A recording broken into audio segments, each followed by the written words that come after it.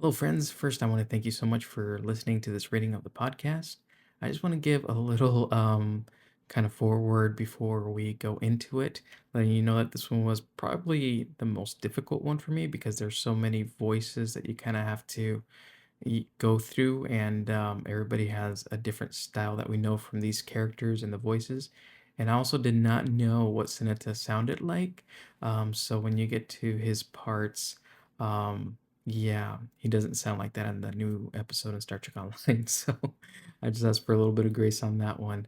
But I hope that you still enjoy it fully. This is a fantastic story. Flo did an amazing job.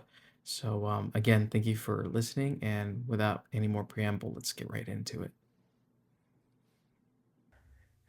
Events in this blog take place right after the blog The Aftermath, part of the Kings and Queens story arc. Kings and Queens above all else. Alliance leaders meet on Kittimer to discuss their next steps and priorities. Alliance banners fluttered in the temperate Kittimer winds that made their way into the Hall of Heroes through a purified ventilation system. The stone torches had been lit, and the vast space vacated. Mostly. Gathered around a holographic galaxy map sat three figures, locked in heated debate. Above all else, we must quell rebel activity in the quadrants. Chancellor Laurel slammed her fist on the round table before her, threatening to leave a dent in its metal frame. To her right, Admiral Jarrell Quinn struggled to maintain his usual composure in the face of such a passionate display. Even so, he squared his shoulders, puffed his chest to reassert himself. Laurel, above all else, we must remain unified, he retorted, eager to set aside the concerns of his Klingon counterparts. Through the Iconian War, Nakul assassination attempts, the Herc conflict, civil wars, as you know yourself, unity has always kept us strong. The Chancellor narrowed her eyes and snorted in response. Unity? Strength? You are beginning to sound like that Ethereum Patak, Quinn, she hissed through her gritted teeth, hurling her disdain in the Admiral's direction. With a dismissive flick of the wrist, Laurel sent a ripple through the holographic display suspended above them, causing it to tremble ever so slightly. For a brief moment, stellar constellations shifted uncomfortably, and planets distorted, as the hologram bent under the weight of her words. It was as if the interface itself had recoiled at the mere mention of the Etherians.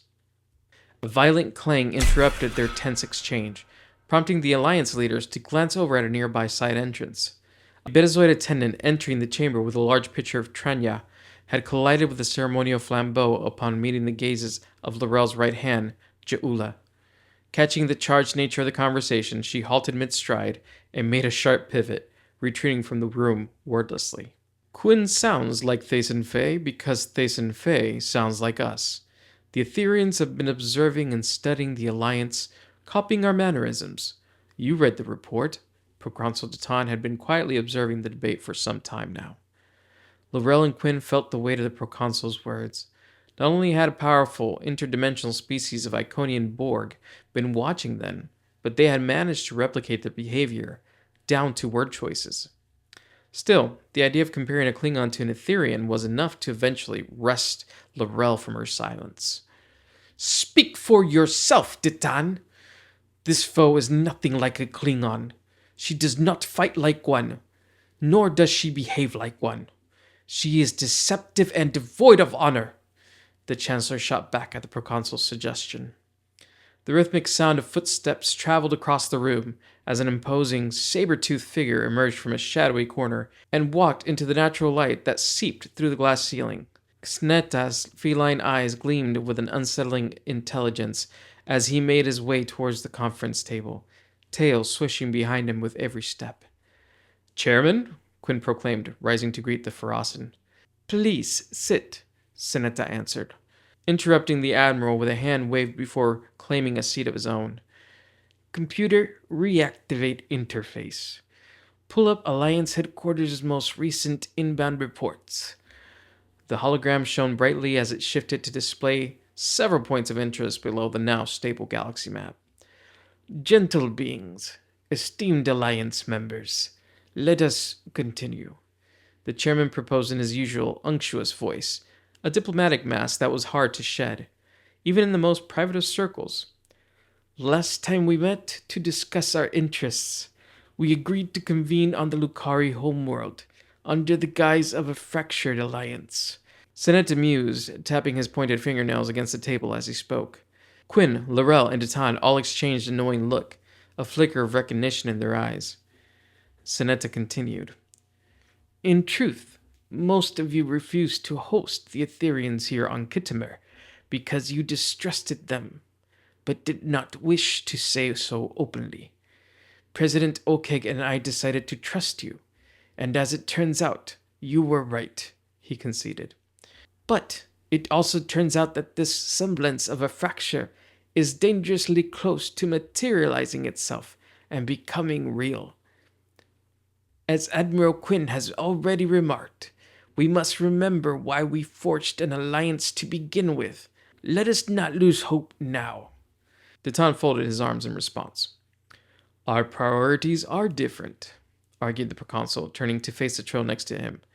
What do you make of that, Quinn?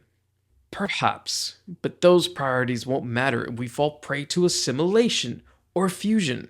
Quinn's expression darkened. It is true, Sonata added. We have not seen such a threat since the changelings and their infiltrators. It seems the Etherians also fuse at the DNA level, at least to some degree. Surely our priority is to understand how we can counter them or undo their efforts. Director Hugh of the Cooperative seems confident about the prospect of diffusion, should Thazen Fei best us. Laurel exhaled sharply. This is not a matter of removing Borg augmentations, but of reversing a genetic fusion at the cellular level. It will not be easy, and it will take time.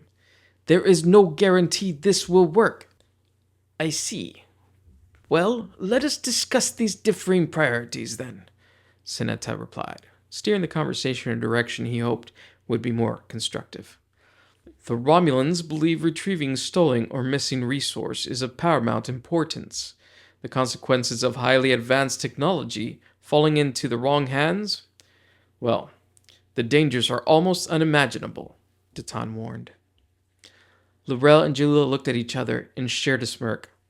Seela's many reckless gambits across time and space, which had endangered others through the very actions Detan now spoke of, came to mind. Despite their diametrically opposed views, it somehow still made the proconsul's speech seem painfully ironic to the Klingon representatives.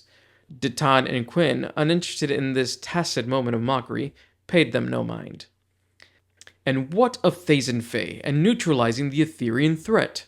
What of determining the nature and origins of the Chimeran species our captains alleged to have come face to face with? Quinn countered. Detan shook his head fervently. We do not even know in which corner of this multiverse Thazen Fei is hiding. Director Hughes' research seems encouraging, but ultimately progress is slow, he sighed. Meanwhile, my best and brightest keep getting pulled into Borg-related crisis. The Etherians are surely watching us from behind the veil, mocking our attempts at gaining the upper hand. Laurel muttered a string of Klingon expletives under her breath, then leaned forward in her chair with power and authority. Detan, I gladly send my warriors into glorious battle to fight the Borg. They are no match for the Empire. She turned to face Seneta. But what use is fighting the Borg, any Borg, if we let chaos reign across our own galaxy? Her eyes darted towards the Federation Admiral. Quinn, you speak of unity. If we do not secure this galaxy first, then there will be no one left to fight beyond it. Point taken, Seneta nodded. What else? Refusing to consider the wishes of my people could lead to unrest among the great houses, she added. Well, who better to see such unrest than you and your torchbearer? Detan leaned back in his chair and motioned towards Jaula, who had occupied the seat beside him and begun sharpening two mek'leths with a volcanic whetstone. The scrutiny of prying eyes stopped her in her tracks. What? I didn't bring the other ones today, she growled. Seneta turned his attention to the galaxy map. Anything else? He inquired. Quinn paused solemnly before waving his hands over the holographic interface, prompting it to display new points of interest. There is also the matter of the missing Kiddish shard, tracked by Admiral Kumarke of the Lucari Concordium. Then we must consider our Arconian allies posted as their bastion inside the Juret system's Dyson sphere. Finally, it's true that there are reports of rebel activity and incursions in multiple sectors, not to mention the unexplained ship malfunctions. The room fell into heavy contemplation as Quinn listed off every issue the galaxy was now faced with. A sense of gloom could be felt across the table, followed by a long, lingering silence once again. Sonetta was first to break it. Then let us tackle it all, one priority at a time. Admiral, Chancellor, Proconsul, reach out to our allies across the quadrants and set up an open channel, he commanded. Let them know we are ready to quell some rebels, secure some resources, and that above all else, he paused to mark the moment, our people will stay united and ultimately undefeated. The fragility of the alliance was undeniable. Despite just over a year of peace between the factions, Laurel and Quinn gazed at each other intensely, as they so often did, taking stock of what was now at stake if the galaxy refused to unite. With a nostalgic look in his eyes, Quinn opened his mouth as if to offer some words of encouragement, only to be interrupted by a chime. The Betazoid attendant had reappeared, peering cautiously into the room from behind the side door's threshold, Trenya pitcher in hand. Sonetta looked up at her, then back at the tired but stoic faces before him. Meeting adjourned. Thanks so much for listening to the reading of this blog. If you like this content, please go ahead and leave a like down below. And until next time, live long and prosper.